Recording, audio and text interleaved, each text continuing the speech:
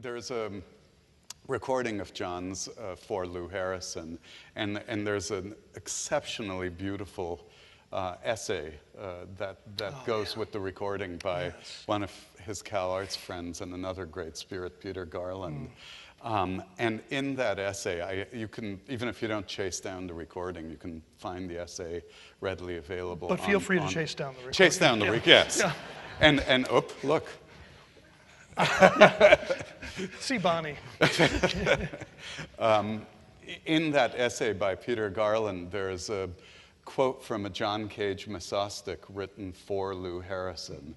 And if you're not familiar with Cage's Misostics, they were these wonderful tribute poems with, instead of an acrostic with the large initials running down the margin, Cage had, of course, irregular sized lines with the initials running down the middle of the poem, and they were often tribute poems to friends or reflections.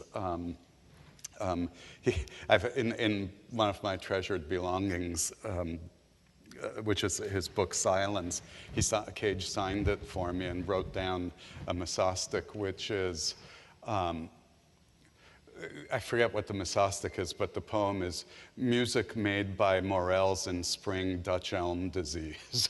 and Cage was a great mushroomer. But here is, I mean, a mycologist, is that the right term? I mean, he was deeply, deeply knowledgeable about mushrooms and collecting mushrooms, and he had a macrobiotic diet, and mushrooms figured prominently. But here's, this is a Misostic written by Cage on Lou Harrison called Many Happy Returns, and I think this is just a small segment of it. Make it resemble a river and delta. Listening to it, we become ocean. Was that part of the genesis of Become Absolutely, Ocean? yes. Earlier in that poem, in that Misostic, John compares Lou's music to a river in Delta, and then says, listening to it, we become ocean.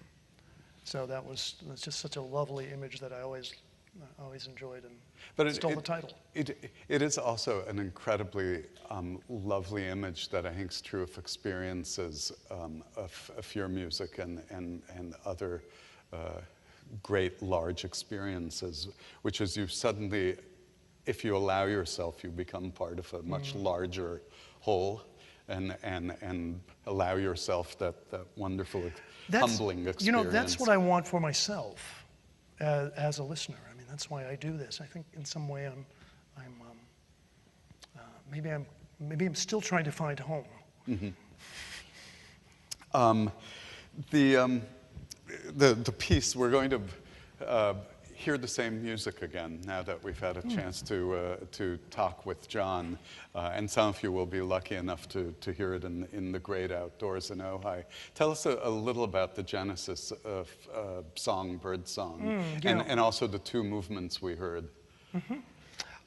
This, in a way, I guess you could say this is Opus 1.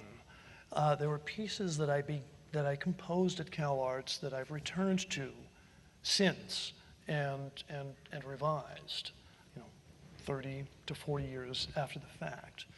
But the Songbird Songs is a little collection of 9 pieces for piccolos, ocarinas, percussion, and some other optional instruments that I began immediately after Cal Arts in 1974. So I was 21. And this really, I was running away from Los Angeles. I hadn't yet found Alaska. I was living in an old farmhouse in Georgia. I didn't want to know anything about Messiaen. I wanted to take dictation directly from the birds. And so that's where these pieces came from. And the two movements are, if I can find, Meadow Dance and Apple Blossom Round, and I think we'll reverse them.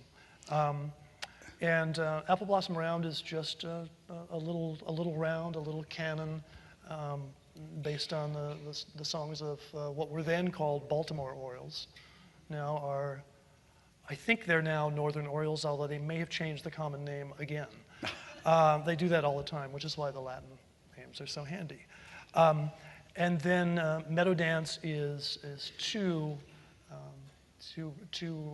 favorites, the eastern meadowlark and the red-winged blackbird.